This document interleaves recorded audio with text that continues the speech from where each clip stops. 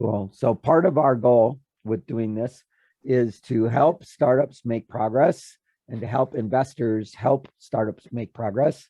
And I'm a big believer in the lean startup methodology, which the fundamental principle of lean startup methodology is customer development happens before product development, which means to me that the narrative about the problem when you're doing customer problem fit happens before the product.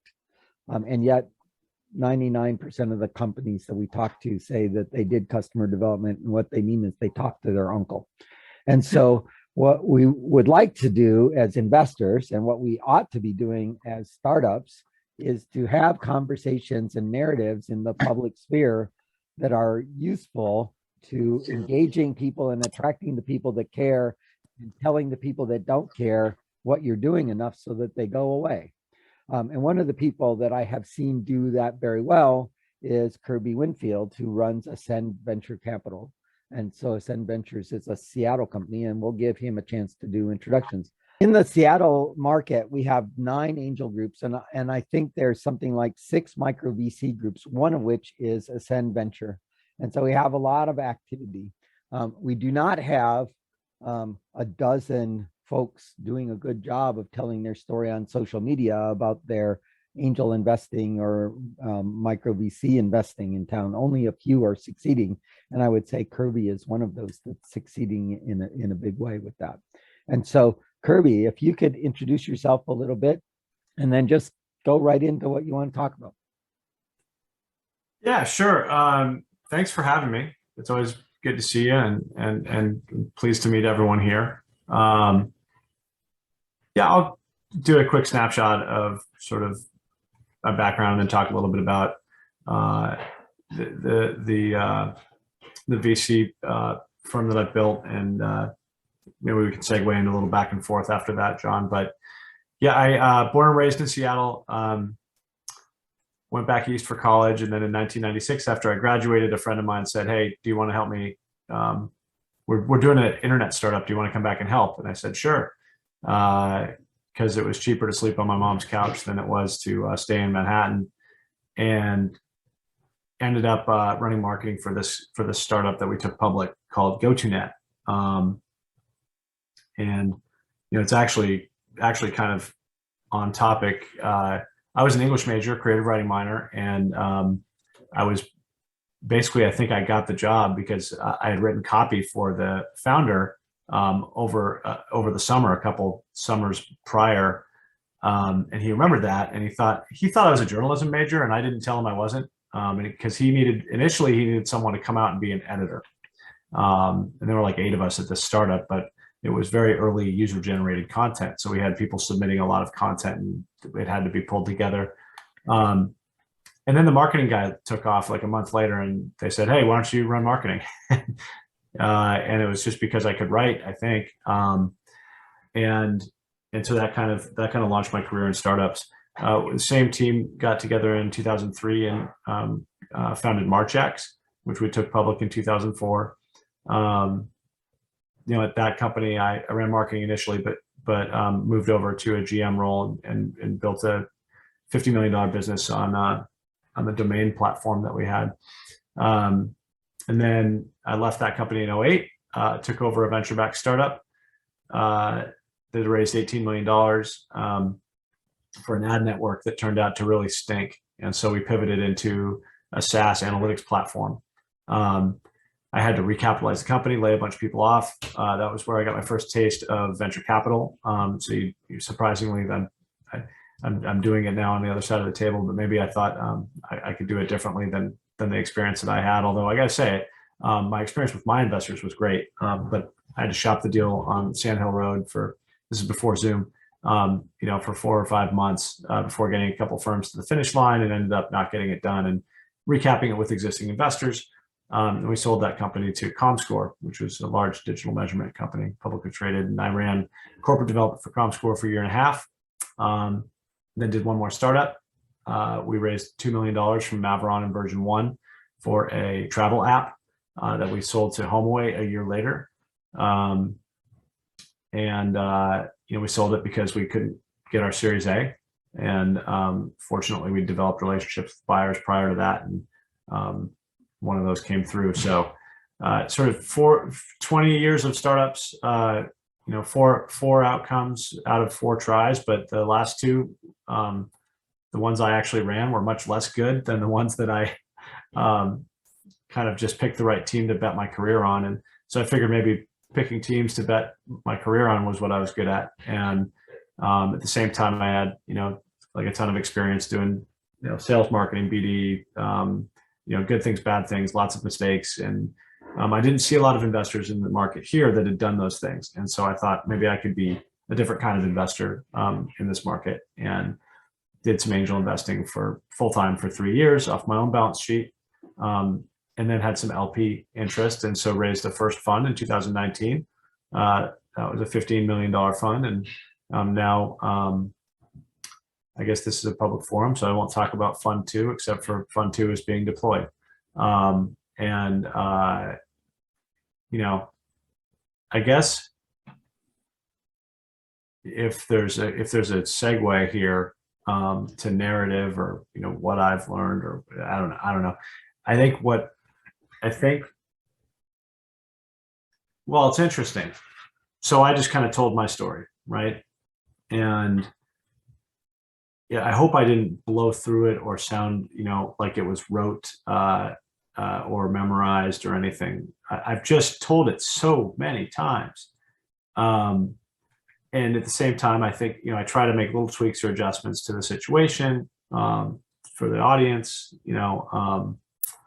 and so I think one thing that I was not great at as an entrepreneur was simply spending the time telling my story to enough people, and seeing how they reacted to the story, and understanding how to sculpt and pace the story in such a way that I could really communicate, I could really land an impression. And I think that something I've learned over time is when you're selling or you're trying to, raise money or whatever you're doing, you go at it, if you're not natural at it, which I'm not, then you kind of go at it from a standpoint of, well, this is what I want to get out of this. And you're transactional. So you say, well, I want to get some out of this, so I'm going to tell them. And I think that if I just tell them enough stuff, they'll get it. And it's like the menu at the Cheesecake Factory. Like they'll like something, and they'll order it, and I'll get the money. I don't know, bad analogy, but so more and more details on the thing that you're caring about, not anything about what they're caring about. Is that what I'm hearing you say?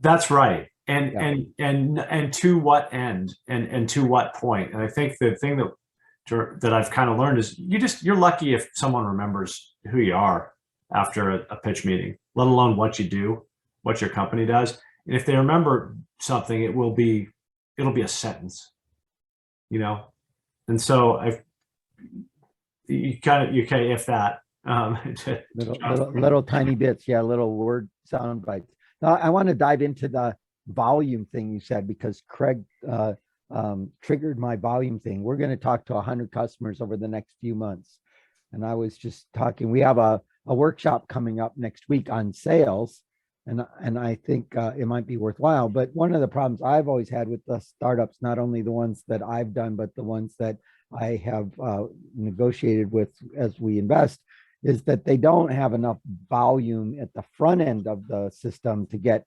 anything out the back end of the system. And so 100 in a couple months is not nearly enough volume to get the drop of water to come out of the pipe in some way, right? And so when you say do enough volume on your social media, what is it that you mean? Yeah, so I guess we'll kind of we'll shift to social media, I guess, specifically. First let me kind of redirect. So volume. Okay. First, let's figure out like what is it that people would typically call an elevator pitch, right? And for me, my elevator pitch is like my personal career story, because that lends itself to why I'm differentiated and unique as an investor. right? Which is the point that I want to land to anyone I'm talking to. Why am I special? Why is what I do as an investor totally unique, right? And so for me, that's, you know, kind of telling the career story, right? But whatever the point is that you're trying to land,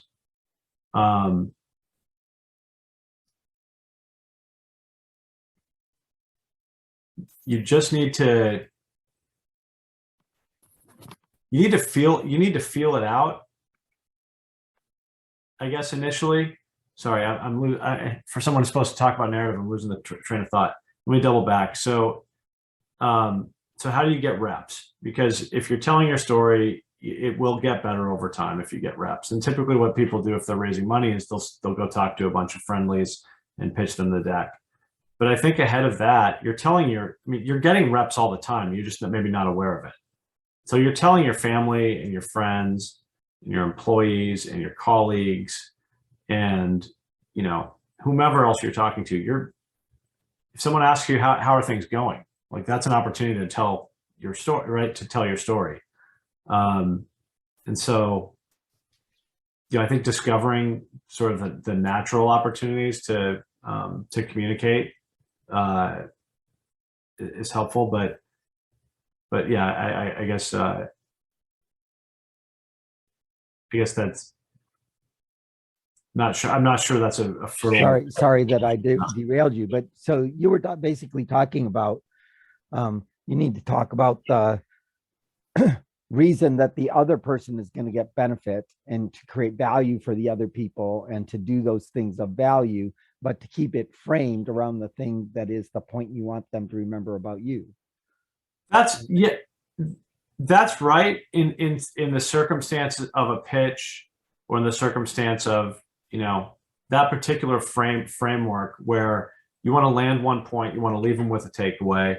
Like they need to know why, you know, why you matter. Why does it matter? Why does it matter? Why do you matter, like, to them, right? And that's a sort of particular type of narrative goal. But then I think, John, you said something to me recently around just the broader sort of opportunity that social media provides at the top of that narrative funnel. So I'd say before someone gets to meet you, you know, how are you perceived, and how is your opportunity perceived? And, you know, social media is an incredible tool for that. And I think it's a two-way tool. So one is you certainly put yourself out there in the world in a way that people can hopefully relate to, or at least understand, you know, something more about why you do what you do and how it's unique and who you are, authentically. And then, but on the flip side, the more that you do, the more you engage on social media, if you do it honestly and authentically, you'll kind of discover that's how you learn to tell your story. Like you'll discover more about who you are by participating and engaging in, whether it's LinkedIn, and we can talk about the difference between LinkedIn and Twitter and other, but for me, it's heavy Twitter and LinkedIn. You actually can sort of float outside of yourself a little bit and watch how you develop and see what things about you, forget the narrative for a minute, but just what things about you, what characteristics and interests and sort of what do people respond to? Because it is in fact social. That's right. Right. And so it's not to say that then you cynically try to double down on those things, but we're all, you know, most of us are wired in such a way that we kind of go, okay, well, if I'm getting like good feedback, I'm getting some pull from particular direction, like I'll probably lean more into that. And I guess the best to me, but okay, so can I go back to where you want? Twitter. So Twitter versus LinkedIn. So I'm all over the place. So just, you know, bear with me. It's the narrative structure is well, let me stick some things in this crack and then we'll reset. Great. I'll give you a moment to think. So there are two things that people are selling right? You're selling your business when you're raising money. And so we keep falling into the pitch conversation, but you're also selling your product, which is building a community, right? And so you're doing two completely separate sales funnels, but the words in them overlap a lot, and the process by which you do that matters. So if I'm doing something that is, let me get this so that it's on top. If you're doing a pitch, then there might be something useful in that pitch. Assuming I can get this to work. Why is it not doing what I want? Did you see a great big wad of text come through? Yes. So that's essentially the stuff that we think is sort of basics in terms of the pitch. You have to have these words. You have to have short answers to these words, right? So that's where you're trying to take all of this random crap that's in your head that you're telling and turn into short, meaningful things to communicate what's going on for people, right? And that's a very different thing than what you might be saying when you are trying to engage a customer. But nonetheless, for both of those, there are some social media rules that you might want to sort of pay attention to, right? One of the problems with startups is that they're not consistent, right? They're not consistent in spending the time to tell the story to their customers, nor are they consistent in spending the time to tell their story to the yet to be investors. And so they come in cold, they come in fast, and they throw things at you, and then it bounces off, and then they wonder why nobody paid attention, right? And so the piece that I think you were trying to say earlier is you're trying to create value for the reader as the reader's engaging with your social media.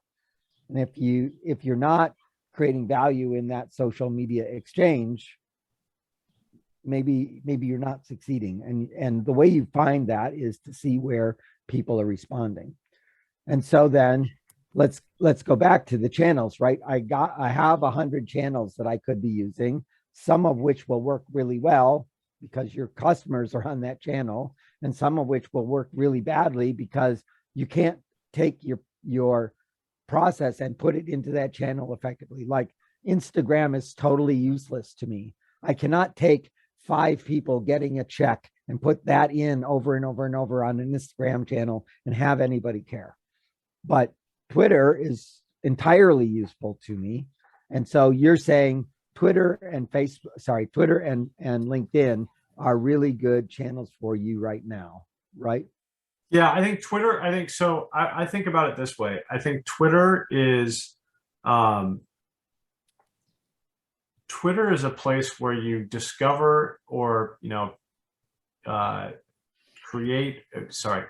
want to discover or join the community that is relevant to what you're doing.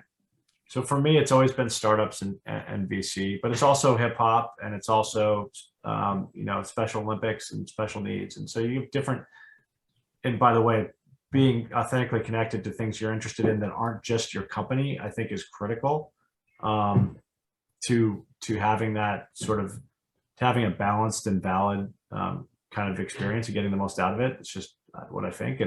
But you can always identify, there will be a corner of Twitter, whether you're in ad tech or ed tech or health tech, or specifically, even within those things, programmatic advertising or brand safety for advertising, or, vertical SaaS, and within vertical SaaS, vertical SaaS for sales enablement. I mean, there are incredible, smart people doing things that are similar to what you're doing.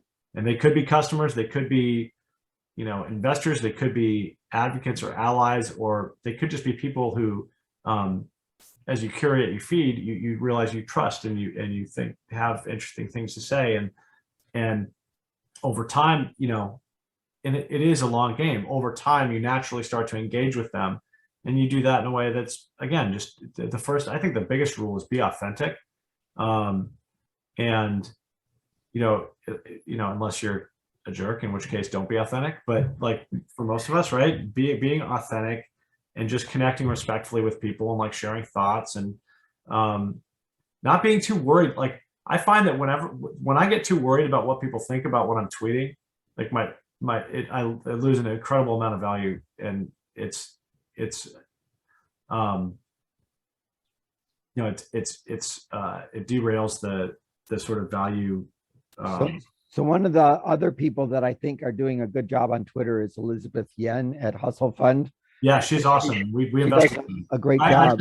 You're a great example of someone I met because we're both like active on startup Twitter and want to help founders. And we've now done like 3 deals together. I've never met her in person. Right.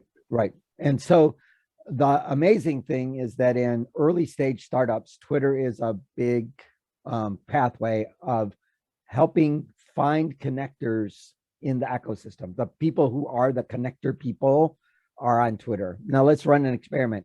Please go in and click your little reaction button if you have posted to Twitter in the last week.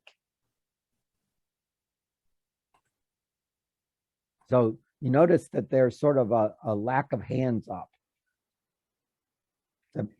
Is that fair? Most people don't have a Twitter address, and if they have one, they haven't used it in the last week, so they're not being consistent.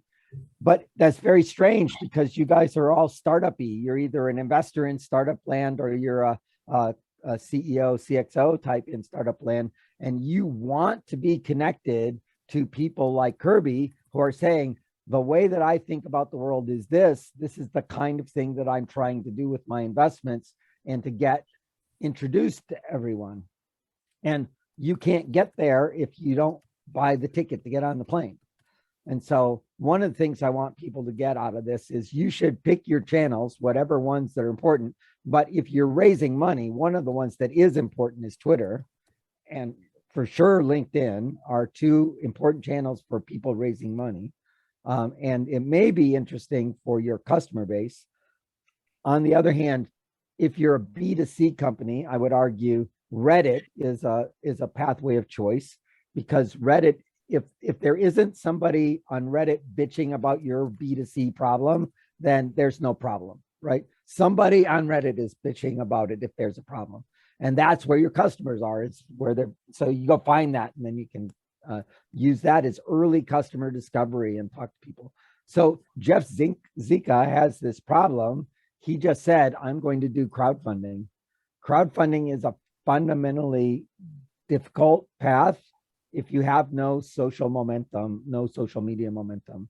You bring 60 to 70 people, 60 to 70% of the people to your crowdfunding campaign from your communications, not from the crowdfunding platform communications. So if you don't have the 10,000 people that are paying attention, then posting your thing on crowdfunding usually gets you nowhere. You get your 3 investors, not your 500 investors. So in that context, then, why? Well, let's shift into the. You picked LinkedIn and you picked Twitter, and you explicitly didn't pick other ones. Why did you do where you did, and what are you doing? And I would argue that your website is also one of your social media tools, and you should probably put that on the list. So why did you pick those? Twitter, I've been on Twitter since 2008, and just have really, curated a feed and established it as a habit, frankly. So we talked a little bit about consistency. It's really easy to be consistent if you are already consistent for a greater or different purpose than just tweeting about your company, which never is not a way to start on Twitter, and probably not a way to, unless you're a giant brand, not a way to use Twitter. So I guess some of it was just momentum, and I saw that for me and for the business that I was in, that there was an open lane there, and yeah, but I've also been on Facebook for a long time. I'm not that active anymore, so why didn't I choose Facebook? And it didn't work. Right. I mean, it's not. There is not an active. That seems to be a place where people are just sharing things about their families and with their IRL friends or what have you, and it seemed inappropriate to it seemed like if I invested more time and energy in that, I would never get it back in value, because I wouldn't be able to share the things that were relevant. But so LinkedIn, I've also been on there forever, but LinkedIn's interesting. I wasn't actually very active on LinkedIn from a content perspective until a couple of years ago. And what I found, it's funny, some things do numbers on Twitter and I don't know why, but most of the things that I tweet do not do numbers. And however, I think they're interesting. Like I might come up with, hey, here's the great example. I did something about here's oh, and by the way, this is like a hack. You're already creating a bunch of content every single day. When you give someone advice, when you respond to a question from an investor, when you solve a problem, that's content. Twitter's amazing for spurring you. If you build the habit of taking a thought or a discovery and just quickly sharing it on Twitter, it's incredible because it pulls the content out of you. Now, it may not always get a great response on Twitter. So I did something about the ideal structure of an investor update. And I put, a little emoji next to each of the things to, hey, how much burn do you have left? Remind me what you do. How much burn do you have left? What good news, bad news asks, whatever the things are. And, I got like 20 likes or something. I put it on LinkedIn and it had like 20,000 views. It had like 50 comments. And so LinkedIn seems to be much more straight ahead, tips and tricks, business to business, whereas Twitter is much more personality driven and clever and rewards, snark and memes, and rewards good content too. So now I've built this habit where I'll tweet something, and if it looks, and if it's at all in that alley of startup advice or investor sort of revealing something about being an investor, I'll immediately put it on LinkedIn, and 9 times out of 10 it does way better numbers on LinkedIn, because I think, as we've seen, like more founders are actually active on LinkedIn. They're constantly. Why are they active on LinkedIn? Well, you use it for prospecting. You use it to try to find people to hire. You use it to discover investors. You use it to go and connect with the person that you just met with. Like it's I would argue it's probably 20 times more of a habit for a vast majority of founders than Twitter, for those reasons. Twitter, you have to kind of have just gone on and figured it out at some point. Like I've been trying to get my wife to get on Twitter forever. She's an MBA. She's in business. She never could make it work because she never got past that first hurdle of curating a feed and engaging and trying to figure out how to make it a habit. And if you can't, like, if it's not, you're not getting value and you don't create the habit with Twitter, it's really hard. With LinkedIn, I mean, if you're not in the habit of using LinkedIn, I don't know what business you're in, or you're very successful. But yeah. So you posted a toolkit on your website. Yeah. And nobody comes to your website if you don't tell them that something's there, but you have told people that it's there, and it got people there. How did you get people to that place, the startup tools? Yeah, it's where are all of the place that you said something about that toolkit? So I don't even remember. I think the toolkit is sort of the hook for the website. But so I'll start by talking about the website. So I just built it myself on Squarespace, and my approach was kind of like, well, there's some meta takeaways with content and with website, with almost everything I do these days. Like my goal is never to do the best thing or to take a lot of time thinking about what I'm doing. It's to just consistently do things, release content, put up put up a blog post, like put more stuff on the toolkit. So when I built the website, I just was like, well, what would I want to see if I were a founder?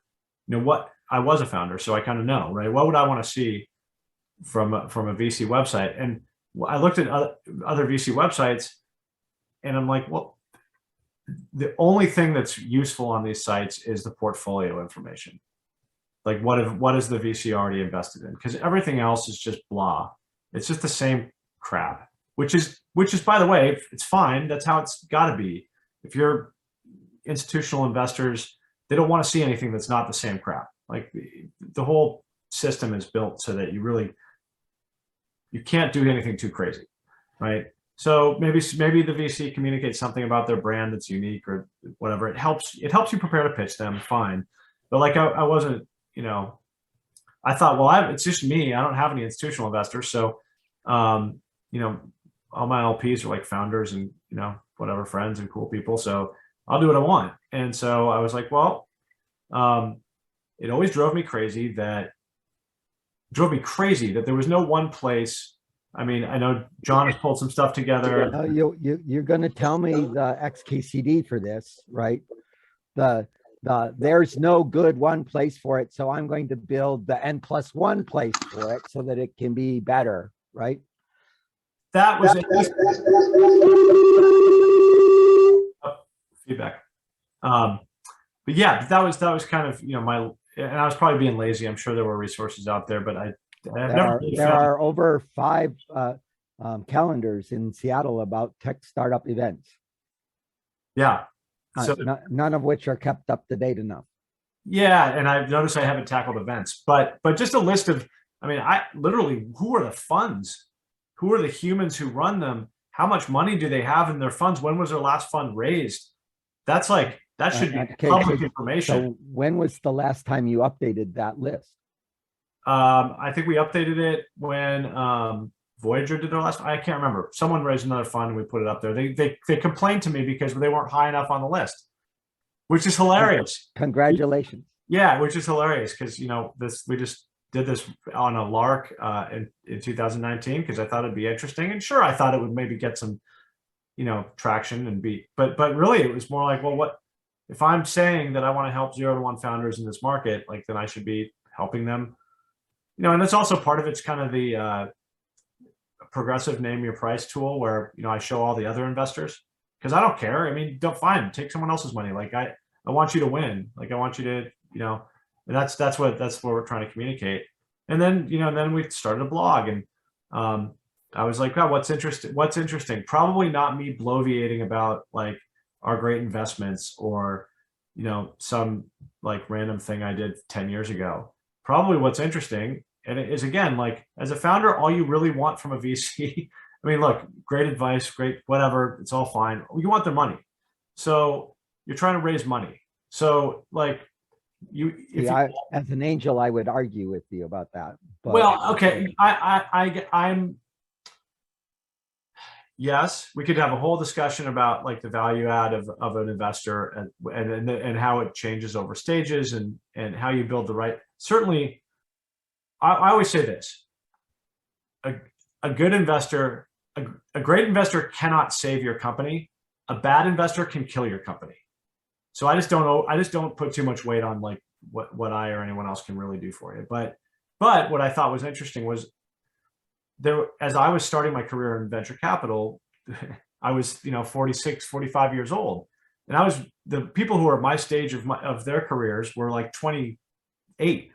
And so what I realized is nobody's talking about all these cool people, and everyone would say, oh, have you met so and so who runs this fund? I'm like, yeah, I don't know. I hang out with the associate, and I thought nobody's giving any of these people shine. Like Geekwire's not writing about them, and they're probably the coolest, most connected, like most energetic people that are in the ecosystem. And so I just said, well, I'm going to do a blog post on each of them. And that would sound daunting if you were going to overbake it and try to make it custom. And I just came up with a template and I sent it to people. And you know what people love? They love being on a blog. They love being featured. And you know what they love more? Being featured on LinkedIn. And so what happened was every time I would cover someone, I would post it on LinkedIn. They would share it. All their friends would comment, and it's all going back to my website. And I was like, gosh, I seem to have, and I used to do SEO, and as it was my job, my first job, right? So I kind of had it in the back of my mind probably that, and I built the website in a very keyword friendly way for Seattle.VC, and I called each profile, I called it the Seattle Venture Capital Profile, which is clunky, but those are the words I wanted to rank for. So, you kind of get this thing where, everyone wins, right? Founders win because they get cool information. The person I'm featuring wins because they get like third-party validation and something to point to. And I win because it's all hosted on my website. And so we've gone from, for a hyper-targeted website that really is only useful to founders and mostly only useful to founders in this region, we've gone from 0 to a couple hundred to, I think now we get 4,000 or 5,000 visitors a month. And I need to get back on doing more of these blog posts because I've gotten busy with other things, but it's just remarkable. And that only happened because I did this thing consistently. I didn't set the bar. Like, my goal was to be consistent and to just get stuff out there. Just like have an idea, throw it out there. And that it's been pretty useful. I mean, let me just finish thought. But I've closed millions of dollars in LP commitments off Twitter. I've closed millions of dollars. I've made millions of dollars of investments off Twitter. Like, I've had some of our coolest founders have reached out to me cold because of my Twitter presence. That was never I didn't go out and say, I'm going to raise this much money on Twitter. I'm going to meet this many founders on Twitter. I just said, I like Twitter. I like hip hop. I like sports. I like lots of things. There are lots of reasons for me to be on Twitter. And one of the other reasons happens to be professionally interesting, but you have a habit from your training of trying to create value in your writing. Yeah. So when our technical people who are good at writing code try to create value in their writing, they struggle a little bit. Do you have any suggestions about how they can be creating value in their writing? What is it about those interviews that you think makes them interesting, that draws people to them? I mean, so I think whether you write code or, words, I mean, it's not hard to pull together questions that, will elicit interesting responses from other humans. That particular hack, I'm just shocked that more people don't do it, because whatever your space is, the worst thing that happens is that you make more friends, and you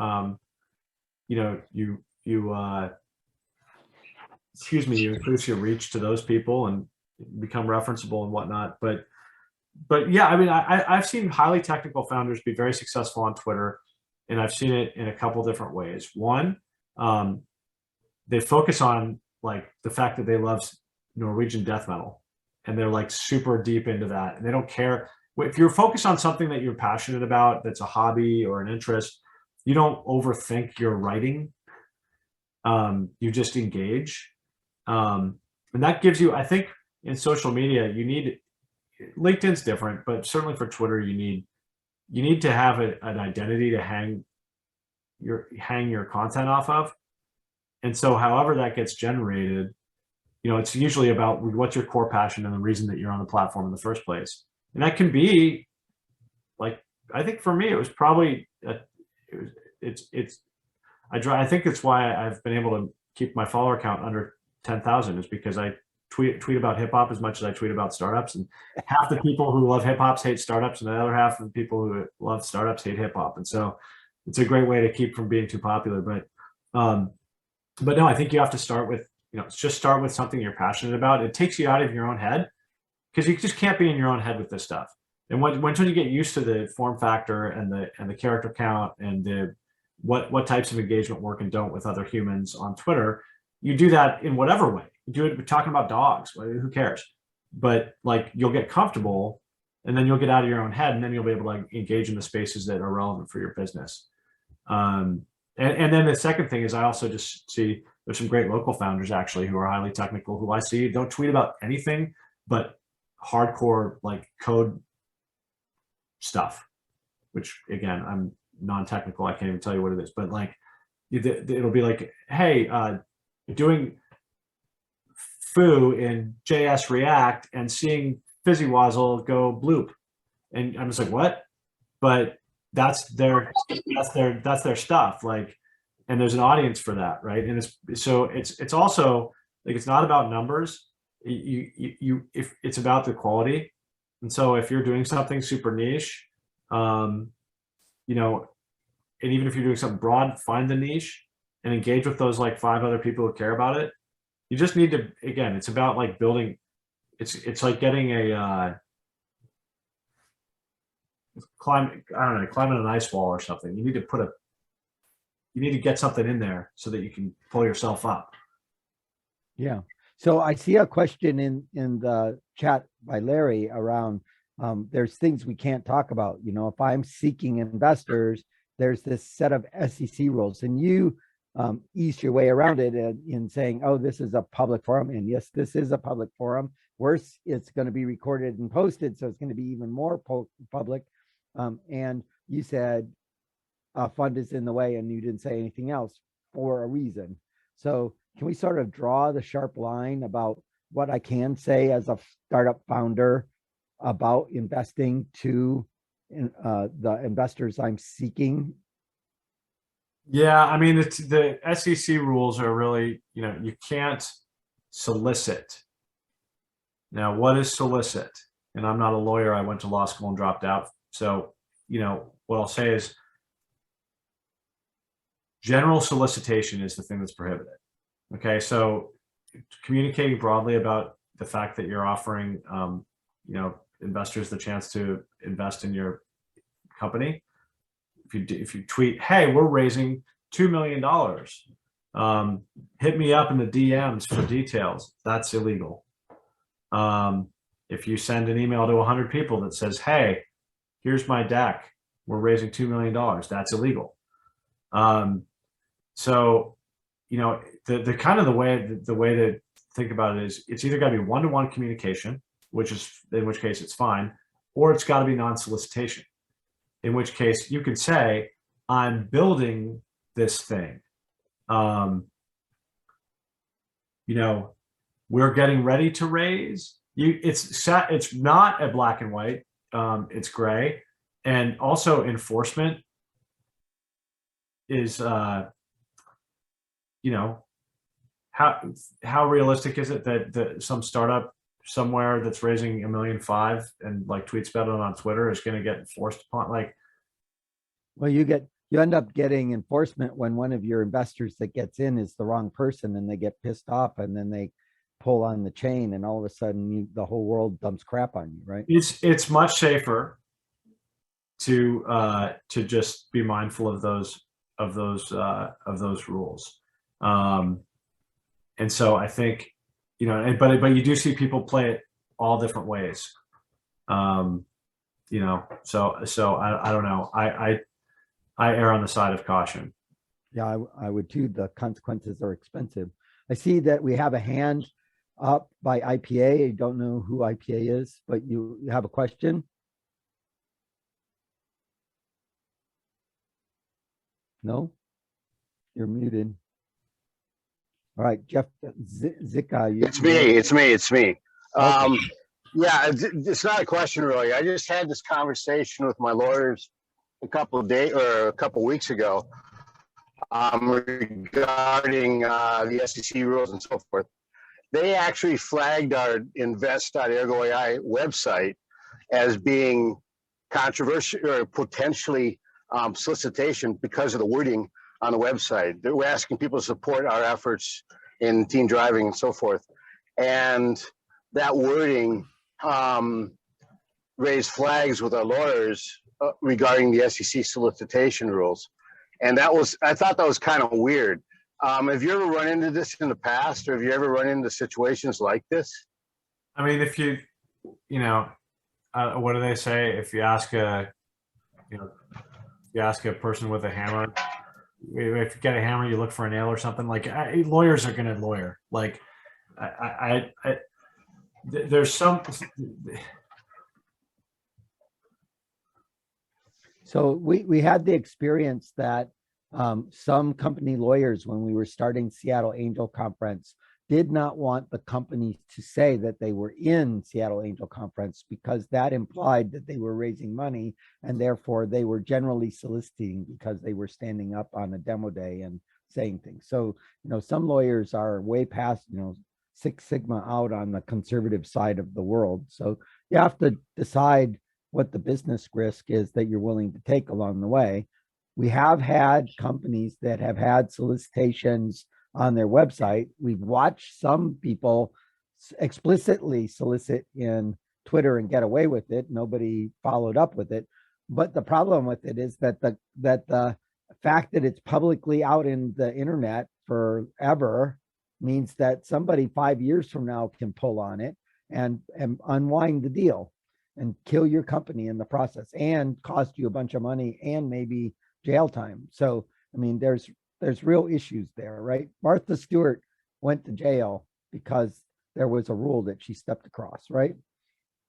It didn't happen right away. Took a while. So, don't leave footprints in the sand that you don't want people following you with when they want to do things with you. So, yeah, that's a problem. Anyway, you have made a bunch of relationships through your Twitter process, and you've chosen a couple of channels. There were a bunch of other channels that people mentioned, TikTok, blah blah blah. You don't have a YouTube channel. We're using a YouTube channel. You could be doing podcasts, but you don't really do that. So talk a little bit about this. Spend time on these channels, but don't spend too much time on these channels, because you've been very selective, right? Yeah, and I think it's I've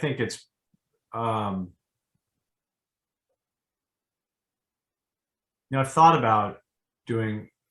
Jeff Lewis is at Bedrock Capital is great on at doing these little, he calls them vibe checks, and he just self-records himself talking about a topic of the day in venture or whatever. He's with a tank top on because he's very well built.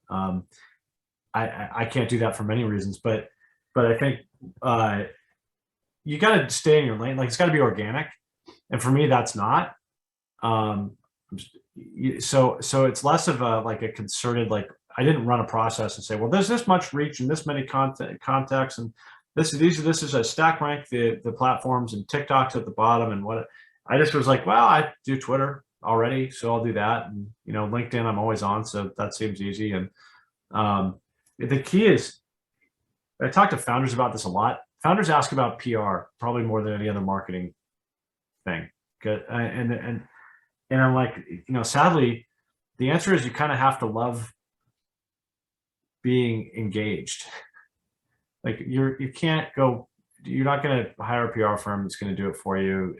And you're not going to, at the early first 2 years, you're not going to do a press release that anyone cares about. Like, you have to engage authentically with, not even with reporters, with people in the industry or the ecosystem that you're playing in. And over time, you build credibility, and there are reporters that are in or around that, and perhaps you engage them.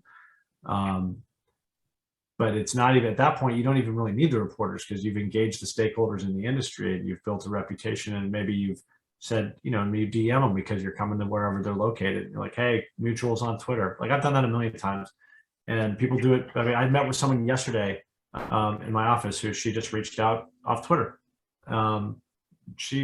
We had a mutual friend on Twitter. I don't think I knew who she was, but I was like, sure. I mean, so you just got to pick the place that is that. So my point was that you'll never succeed if you're doing something you hate. So, and some people hate Twitter, or they hate social media. Then don't do it. Like, you're gonna find another, like, you know what? write the research paper.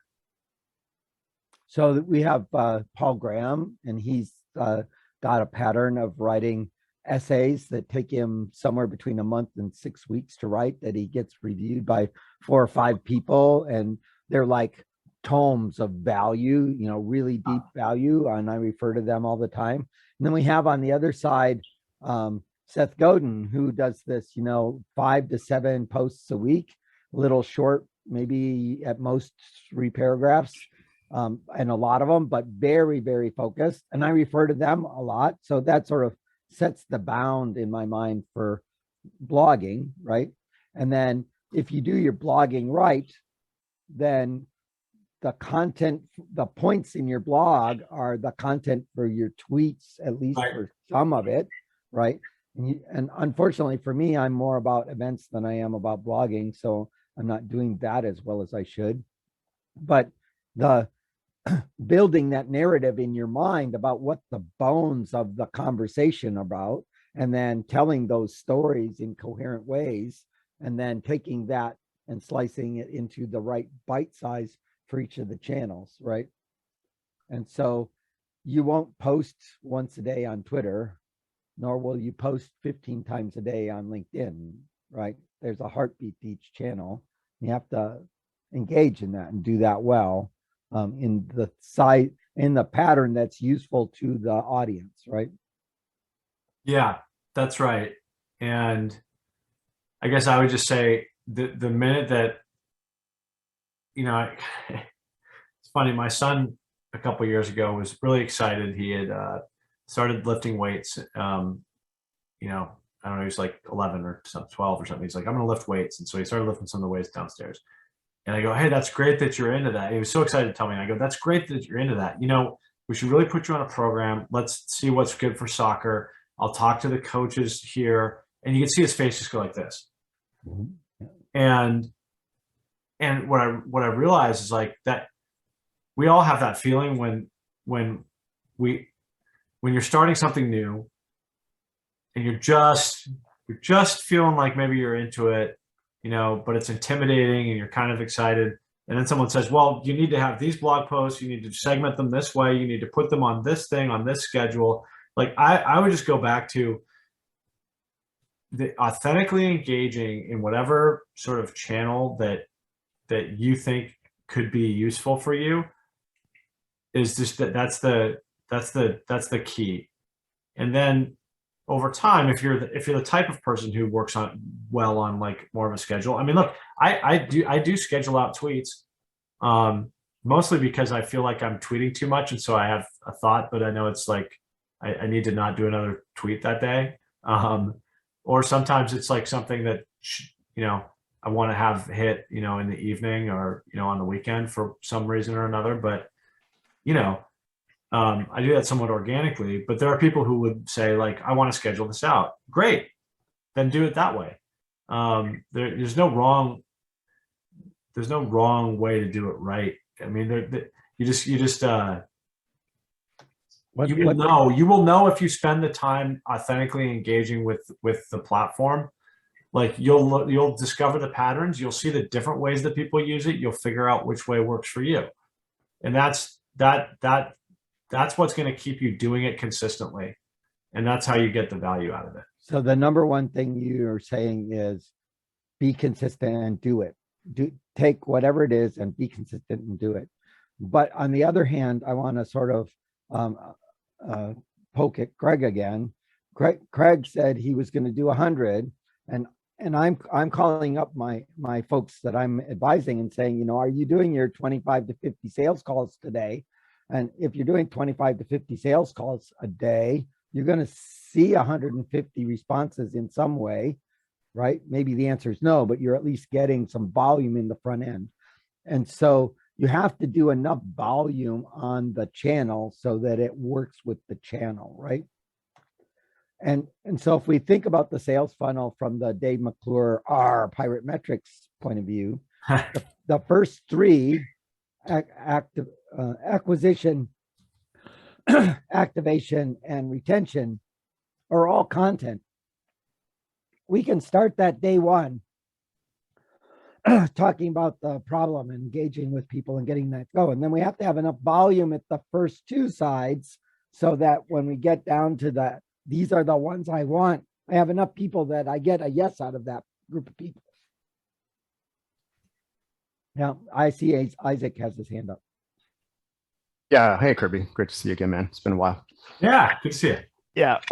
So question, there's a lot of really good stuff here that you're talking about. LinkedIn versus Twitter. I see that same dynamic as well, right? I'll post something, but get more traction on LinkedIn. And I think it's because of the context that your first degree network knows you, and then your second degree network, and so on and so forth. The challenge on Twitter that I have is a lot of my stuff or a lot of my followers are from my previous career path in hardcore IT, right? So when I start tweeting something or talking about founders and stuff like that, it doesn't get a lot of engagement because that's not my core audience. So with that preface, how did you get started to start not only curating your feed and understanding, but were you just jumping in on conversations to try to get that following for those specific focus areas and kind of get that core audience built so then you could start, Yeah. Message. Yeah. I mean, I think for me, it started with my third startup, which is the first one I was running, which was in the ad tech space. And so, it was 2009, whatever, super early Twitter. But I was in a space where a lot of people in our industry were very, very early adopters of Twitter. So, media people were early on Twitter. And it was also a space that had a lot of IRL, meetups and I mean the ad tech, like that industry, you could go to a conference every other day, and so you met people, and then like Twitter was a way to stay in touch or to get to know them better, and so I sort of there was a nice easy, and then I did a bunch of for that startup we published a bunch of research. We had a bunch of interesting data, so we would publish research every 3 months, and like part of what I was, decent at as a founder or CEO was that sort of thought leadership. And so it also dovetailed well with that. And we would do an article and post it and all that stuff. So I kind of built an initial following there. And then the segue wasn't that hard because, ad tech and media is very tied to, tech and venture and startups. And I did a travel startup and like that expanded things. But I guess in terms of, how do you transition from something that's pretty niche to something that's in a different niche or is more broad? I think you almost have to start over, or you just you start fresh and don't worry about leaving people behind. You kind of just look at it from a beginner mindset. And if it's, I know you're in that, I mean, the conversation around NIL in the space that you're playing in is very robust on Twitter. And, so, I mean, you can sort of start by saying like, I mean, you have to play to an empty room for a long time. Like you have to be, it's like you're in a band and nobody knows you. And you play the empty room, and then there are 3 people in the room. You play that concert, you play it really well, and you continue to play it. And eventually, people show up. And again, knowing you a little bit, you have lots of content in your head. You've probably got a lot of content in email. You can just go through it and just what? Say I'm gonna tweet something interesting once or twice, a day. If I see something interesting in the news about NIL, I'm gonna tweet it. If there's a player that I just signed a deal, I'm gonna tweet it. And I'm just gonna do that. I'm gonna do it for the next 6 months. And in that process, you're gonna also start to curate a feed of people who are tweeting about NIL. And by the way, that's the name, image, and likeness is NIL. It's a rule that's just opened up in the NCAA that allows players to benefit from selling sponsorships and whatnot on their name, image, and likeness. So anyway, you'll build you'll start to follow the right people. You'll be tweeting stuff. You'll retweet them with commentary. You'll find yourself in it. That's kind of you'll be in the mix. And even if you're not and you pick your spots, but like reply if you have something actual to add to the conversation, you respectfully reply to someone who's up the chain from you. And I did that. Like I didn't know Hunter Walk from Homebrew. I knew Satya, but I didn't know Hunter. But I've gotten to know him because I just kind of engage with his tweets once in a great while, thoughtfully. I mean, I didn't know Dave McClure actually, and I got to know him on Twitter, and I got to pitch him my fund, and like, not by trying to be like, hey, like pay attention to me, but like just actually disagreeing respectfully on something, or bringing something else to the table, or saying something funny, like, and so you have to sort of trick yourself into being in a space where you're fun. It's fun. You got to make it fun, or else you won't do it. And the answer might be it's not fun for me and I don't do it. And then that's great, but then you got to do something else. Oh, that's really helpful. The takeaway there about playing in the empty room, I think is really, really insightful, because I think you look at LinkedIn, you get instant gratification in a way, because you're like, wow, this is taking off, this is great. And then you look at Twitter and it's like, there's been 5 impressions and 1 engagement. You're like, oh yeah, this is a waste of time. But I think that's a good point, right? Just continuing to play to that empty room, get involved in those conversations, and just be patient. That's awesome. Thanks, appreciate it. So I think one of the things that Kirby sort of touched on but didn't say loudly enough is that Kirby is opinionated in his writing. He is not a quiet person in how he thinks about it. So as he's engaging with people and politely disagreeing, he's expressing an opinion that differentiates him from others. And so when you're doing your social media, having that opinion and a strong opinion enough that it filters the audience matters, right? Just having 10,000 followers is not so interesting as having 10,000 followers that share some key opinion with you. And so our writing is, our content creation expresses an opinion. We're going to make the world better in a way.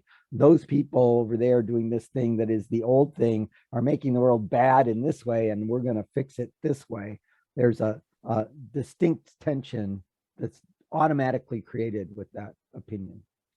So I want to make sure that we open it up for broader questions. If people have specific questions that they want to dive into, I think the takeaway I would like you to get is you should pick a channel and you should be engaging.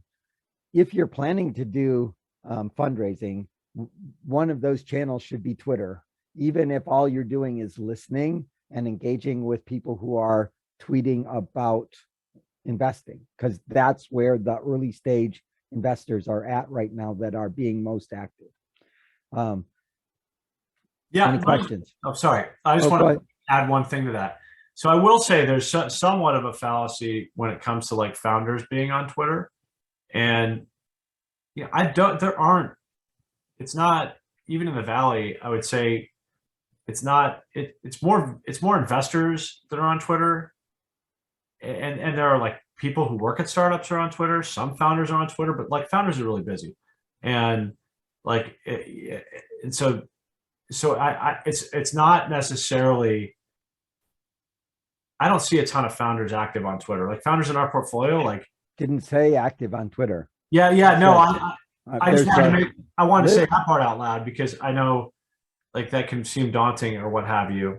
But it is, who's active on Twitter, to John's point, is investors.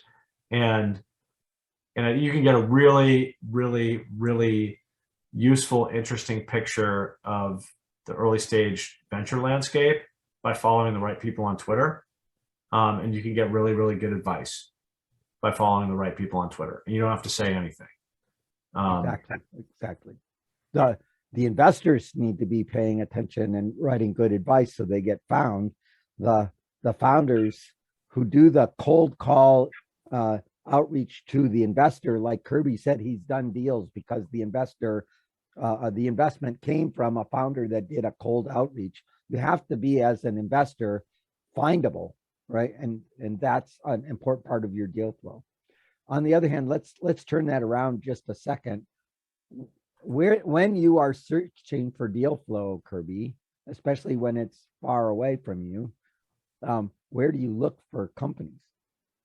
Do you go to LinkedIn? Do you go to Angel List? Do you go to F6S? Do you go to Gust?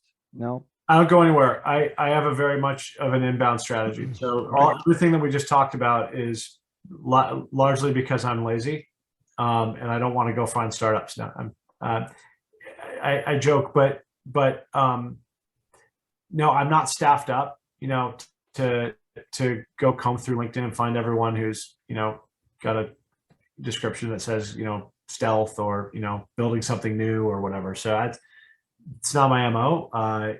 That's why I need to be present, right? It's absolutely why I need to have a content strategy such as it is, or a social media strategy such as it is. It's why I love talking with founders. I love talking to groups of founders. And I'm, John, I'm always eternally grateful for you inviting me to do things like this, because A, I enjoy doing them, and B, it begets momentum. It's to use the band analogy again, it's another show. It's like another chance to get out there. And I need to do that because I'm particularly not, searching. Now, that said, there's sort of a symbiotic relationship between being involved with startup communities and, seeing deal flow.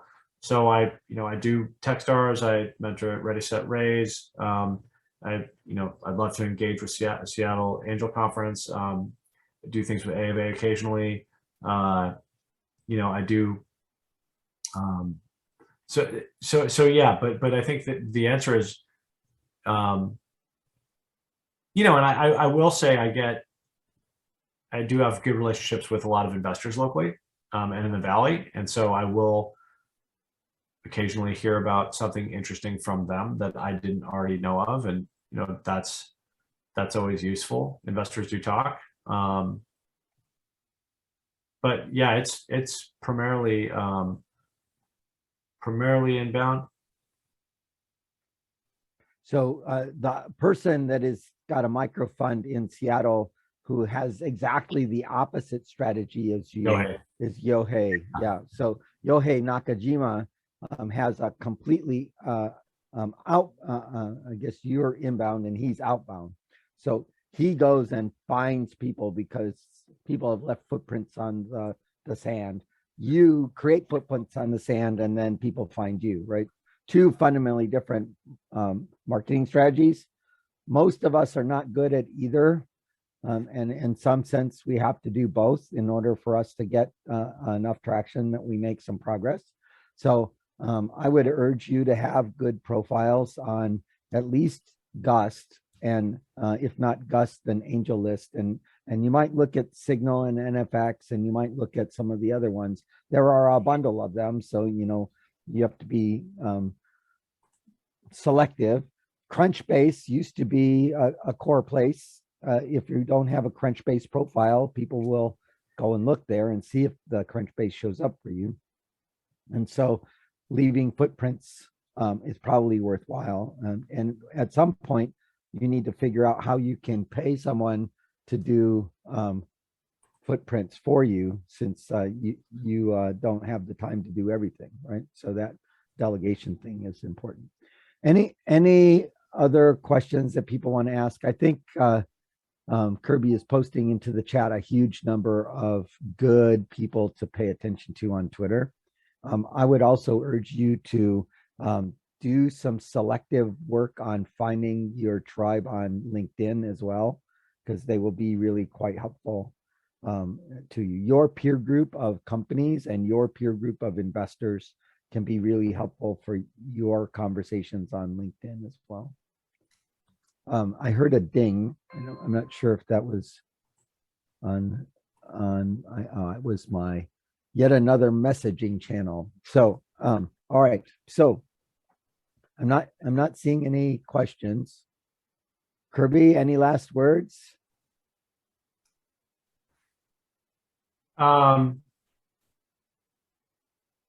I think the thing that has worked really well for me is, I'll just kind of reiterate, I've just found ways to do things that don't feel like work. Which, I mean, that's I don't know if that's useful advice, but I've learned to lean into the types. I've learned to be okay with not being a, thought leadership blog post guy.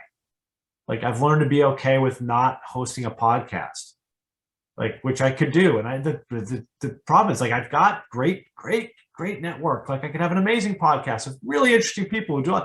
Trust me, I've had like the dreams of doing it. I'm just not the guy. I'm not going to do that work, and that's okay. Like, I've leaned into the best thing I've done since, like, I switched careers and started investing, was just leaning into the things that I like doing, and I think that, and that I think I have an aptitude for. And it's like that's a very small intersection of circles, but staying in that zone is really the key. So you got to discover that and be honest with yourself, and and the other thing I'd say is just it doesn't have to be perfect. You just have to do it. Doing something easy and small, and doing it a bunch, is better than spending 4 months writing one blog post and hoping that it gets in the Wall Street Journal. Like, just do things that where you don't even care. Tweet like no one is watching. That's it. Right. That's good. That's good. Well, thank you all for coming. Oh, Larry had a question. Larry. Yeah, Larry, where's your question? My question is here. So I tend to think in the other person's seat often, that empathetic position. And as as a friend is doing some work in the finding funding, I am helping him to consider what an investor might be looking for. And there's a process of the investor asking, well, I'd like to see your pitch deck. And then it comes back, and then it's, I'd like to see your finances. And then it comes back, and it's back and forth. So I created what I call is what makes us a fundable company list, and stated a bunch of things on that. Hey, we're a C Corp. We got a clean cap table. Here's our progress. Here's our ops structure. We've got a 3-year pro forma, our tax return, all the things that we have ready to go. So would that be helpful? Yes. Yeah. That's a LinkedIn post too. Well, that's a blog post that you then summarize on a LinkedIn post, which you then dissect into 13 tweets that you then have a chat on video with somebody about and put on your YouTube channel. And it takes you about an hour and a half to do all of that, because you have a template and a habit. Gotcha. Good. Thanks. And, being investable is important. Doing the details of what makes you investable are important if you're going to raise money. Like, more than half of some of our rounds of Seattle Angel Conference, the companies coming in don't know what Reg D 506B is. They need to know what it is, and they need to follow it. And that's the don't do general solicitation stuff, right? And so if you don't know under what circumstances you're raising money, so the dirty secret of angel investing is the thing that is making the offer in the investment is the company. So the company is actually the thing that gets to set the terms, and that company is actually the thing that gets to choose whether I'm going to do crowdfunding or whether I'm going to do private funding, whether I'm going to go to a bank. The choice of your source of funds is up to you. Each of those different pathways has a different set of rules and a different audience and a different set of consequences. So being investable in one channel doesn't necessarily mean you're investable in another channel, right? So what you just said, Larry, was to be investable for angels that are in the pre-seed stage, you have to do this. There's another one for the seed stage. There's another one for the Series A stage. There's another one for crowdfunding. There's another one for doing ICOs and using cryptocurrencies to fund your business. All of those are possible for founders. And so founders have to figure out how they're going to get that education. If you help them with that, then all of a sudden you have a long tail like Kirby does on your website, and people keep coming to your website. Gotcha. Thank you. Cool. Thank you both. Next week, we're going to have a talk about Web3.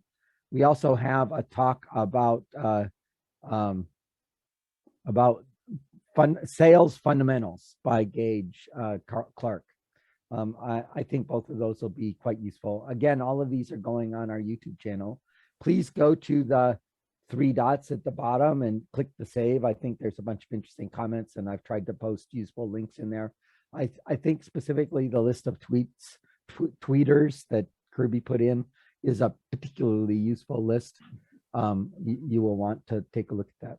Thank you so much for coming, Kirby. That really was quite useful, I think. And I'm glad to have you come and engage with us. We will do Meet the Funders event sometime in the summer. So we'll be reaching out to you for that, where we do a discussion about, your investment and why people are focusing that way. Greg, I see your hand up. What's up? Nope. All right. Thanks for coming. See you next time. Thank Thank you. Thanks, everybody. Bye-bye.